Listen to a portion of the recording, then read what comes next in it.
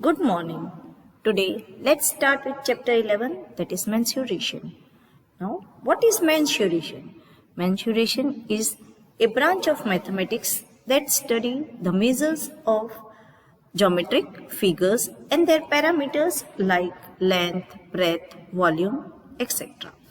In our previous classes, we already have learned 2D shapes and 3D shapes. Also, we know the area and perimeter formulas for 2D shapes.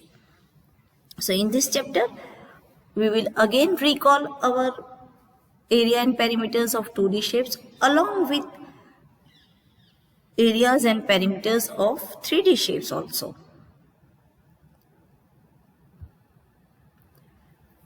So here you can see many different 2D shapes images are given, that is square, circle, equilateral triangle, right angle triangle, scalene triangle, oval, pentagon, isosceles triangle, hexagon. These are all different type of 2D shapes.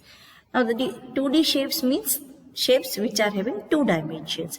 They are also called as plane figures. Now let's just go through the definition of what is perimeter and area for these plane figures. So for a closed plane figure, the perimeter is the distance around its boundary and its area is the region covered by it. In short, we can say that when we talk about perimeter, perimeter is nothing but moving around, whole around the given figure, and area is the portion which is present inside the given plane figure. This is the difference between the perimeter and area. Now, let's just go through the formulas for area and perimeters of these 2D shapes. That is rectangle. As rectangle is dimensions length and breadth, its area is given by length into breadth, or breadth is the same which is called as width. That is denoted by W. So we write area equal to length into breadth, and the perimeter of rectangle is given by twice length plus breadth. For square, as all the four sides of square are equal, the area is side into side, that is a side square.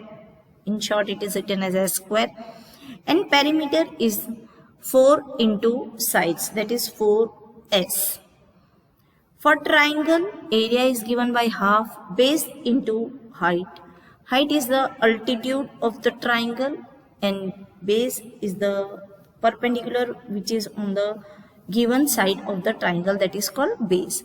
And the perimeter of triangle is sum of all the three sides of the triangle, that is S1 plus S2 plus S3. For circle, area is given by pi r square and the circumference, which is the perimeter only, is given by 2 pi r, where r is the radius. For trapezium, area is given by half height into sum of parallel sides. B1 and B2 are the parallel sides of the trapezium.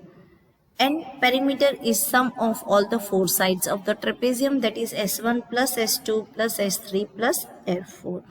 Now for trapezium, we will derive the formula as we have not learnt it. Again, area of parallelogram is given by base into height. Height is again the altitude, and perimeter is given by twice into L plus B. Yeah, L plus W. Same like our rectangle. So first, let's derive the formula for area of trapezium. Now you can see a trapezium is given. So when we talk about the trapezium, let us give it vertices, as it is a four-sided figure. We all know that trapezium is a special type of quadrilateral. So let us, this is A, B,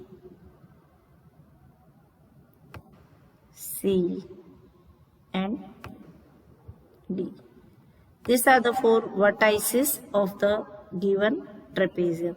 And in this trapezium, AD is parallel to DC.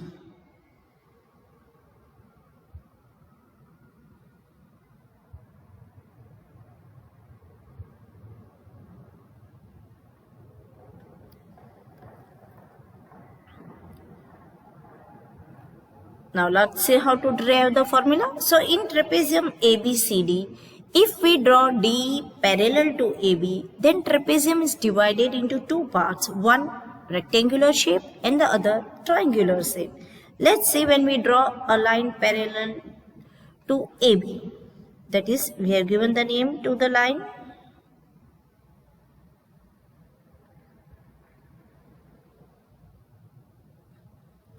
Also, as we will draw this line parallel, we will get triangle. What we will get, that will be our right angle triangle.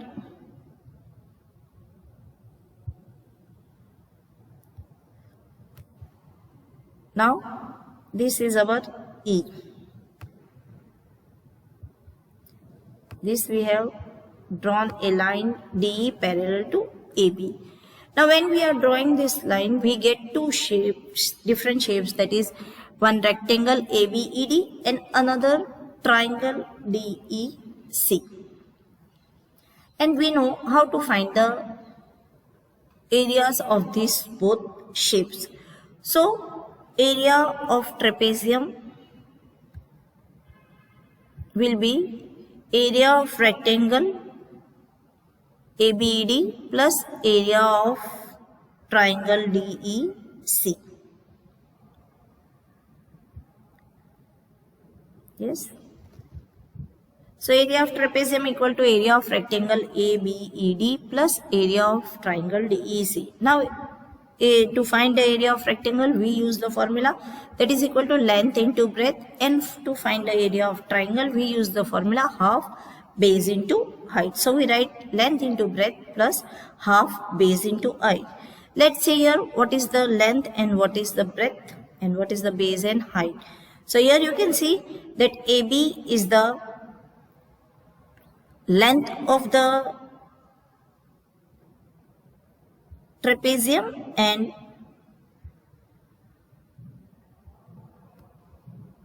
here this AB is the length of the trapezium. Let it be the height also. You can say that if we talk about a trapezium, this is the height which we denote it as small h. This AB, yes, and this BE. This B, let it be A. We are supposing this. Let it be A.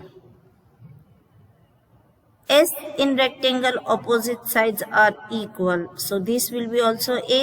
AD will be also A. And here D will be H. Again, EC, this length, let us suppose it as a small C, and this total length, that is length from this whole B to C, let us suppose it's B.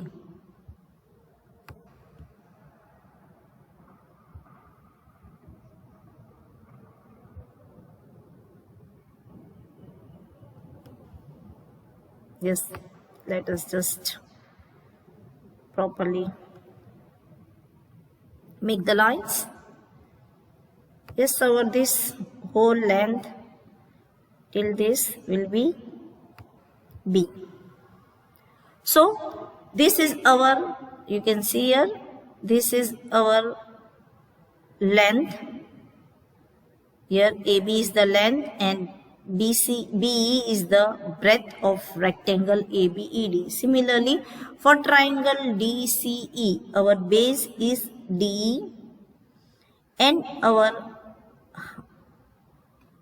height is EC. This EC is the height and D is the base. Now let us replace, as we have supposed all the value for the given trapezium. So we will get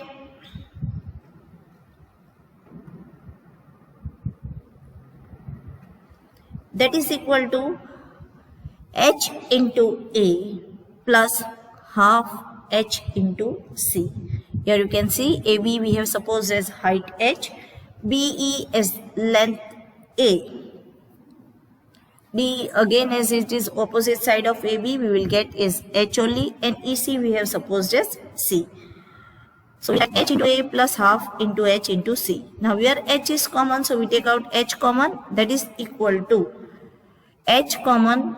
Now here A will be left, so A plus half C, that again equal to, let us take the LCM in the bracket, so we'll get H equal to H into 2A plus C upon 2. Now this 2A we are bifurcating, that is we are dividing to A plus A, that is H, that is equal to H into A plus C upon 2. Now we know that A plus C is nothing but B. So we use this one time A plus C as our B. Let's once cross check with it. Yeah. Here one time this A plus C. Yes. That will be nothing but B. Here you can see that A plus C. This is whole A plus C, that is nothing but, when we add these two, that is A plus C. So when we add 2, it becomes B. So we write equal to H into A plus B upon 2. Now you can see here that this A is nothing but side AD. This is our side AD. Let me change the color so that you can understand in a proper way.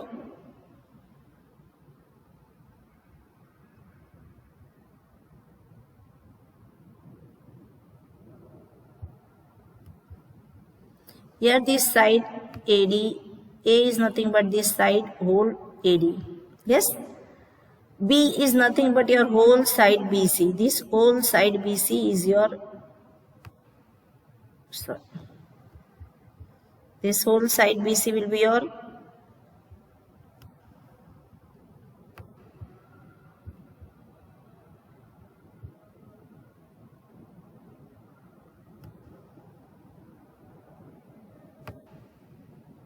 this BC whole side is your length B. Yes. So that's why what we'll get now,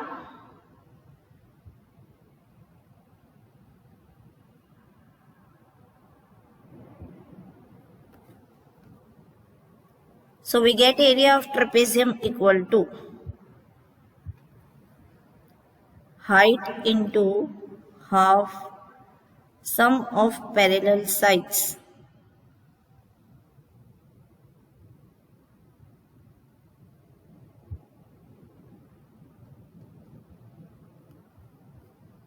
Till we don't erase, it will not go.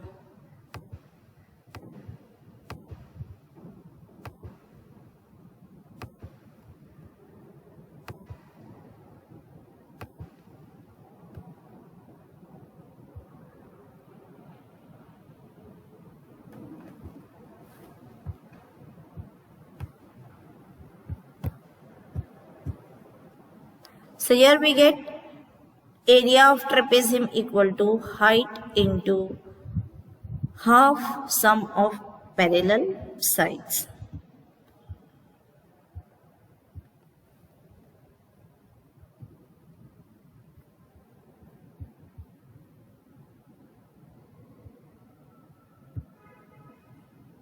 Yes.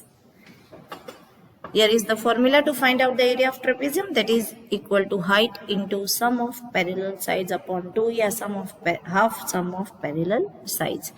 And this formula we use to find out the area of trapezium. Now let's see area of a general quadrilateral. General quadrilateral means leaving the special quadrilaters which we are aware about, that is our square, rectangle, rhombus, parallelogram, trapezium, kite. These are all special quadrilaters. Leaving that quadrilateral, any four-sided figure, if it is given, how to find out the area of such quadrilaterals. So, a general quadrilateral can be split into two triangles by drawing one of its diagonals. So, here you can see, we have drawn one general quadrilateral, and when we draw one of its diagonal, it is divided into two triangles. So, we can write area of general quadrilateral equal to sum of area of both the triangles. Now we draw perpendiculars from both the vertices. Let us give the name better. And this, when we are doing a perpendiculars, it gives 90 degree with both the angles. So let us once give the name.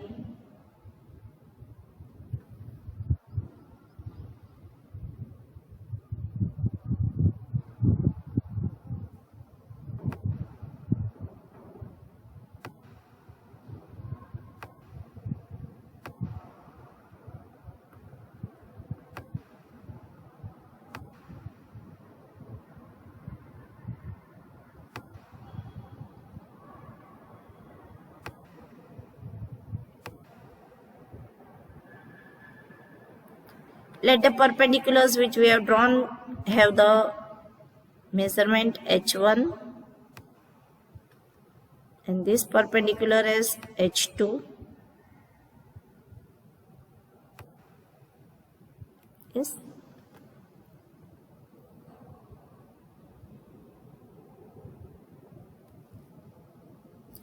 So we get two triangles, summation of two triangles area, that is now area of triangle ABC. So we can see that in the triangle ABC, base is AC and height is h1. That perpendicular what we have drawn, that is having height h1. So we write is equal to half into AC into h1. Similarly for triangle ADC, we get plus half into AC into h2. Here base AC is same because diagonal is only the base for both the triangles. Further solving, we get half AC common, that is n into h1 plus h2, where that is equal to half d into h1 plus h2, because we know that here you can see in the figure that AC is nothing but the diagonal of the general quadrilateral. So we get the formula equal to half d into h1 plus h2, where d equal to length of the diagonal AC. Thus, to find area of a general quadrilateral, we use the formula half diagonal into h1 plus h2. Next, let's see the area of rhombus. Again, a rhombus can be split into two triangles by drawing one of the diagonals. Here you can see the rhombus. If we draw a diagonal, it can be divided into two triangles. Let us give the name to this diagonal also. To this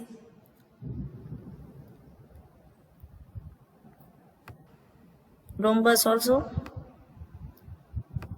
A vertices name let us give B, C and D.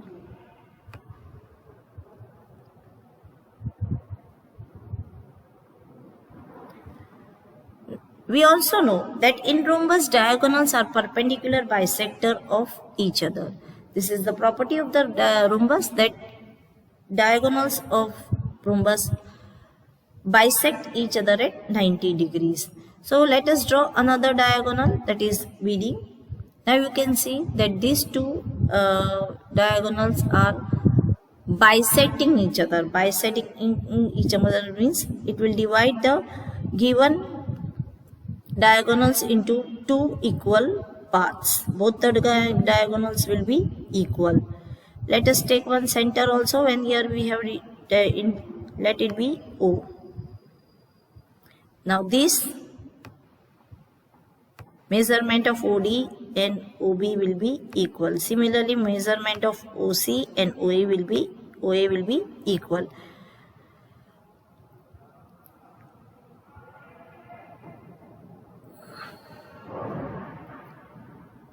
So area of rhombus equal to area of triangle ABC plus area of triangle ADC, that is equal to half AC into OB plus half AC into OD. Here you can see that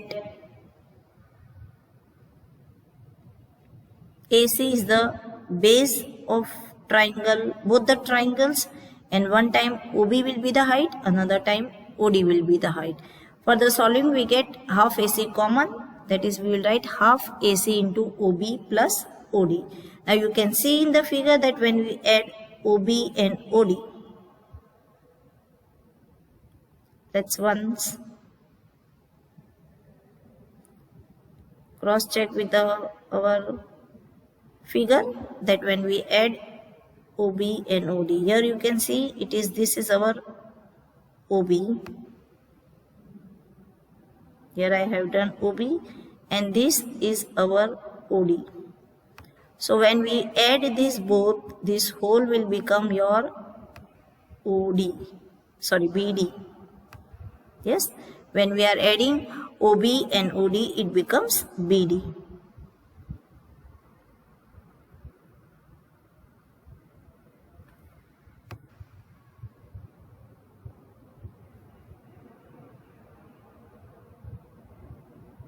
So further we will get equal to half AC into BD. That is equal to half D1 into D2. Now D1 and D2 is nothing but both the length of both the diagonals. Here it is not mentioned, but you have to use it as length of both the diagonals. One diagonal D1 and another diagonal D2. This is your D1 and this diagonal your is D2. So the formula to find out the area of rhombus is half D1 into D2, where D1 and D2 are respective diagonals of the given rhombus.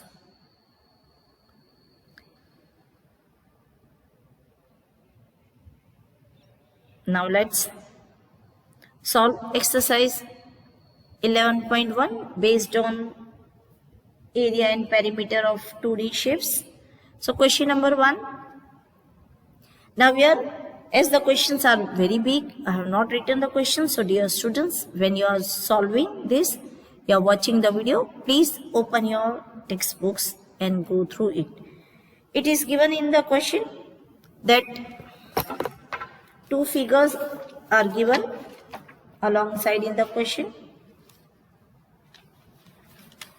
I am reading the question once for you. A square and a rectangular field with measurements as given in the figure have the same perimeter.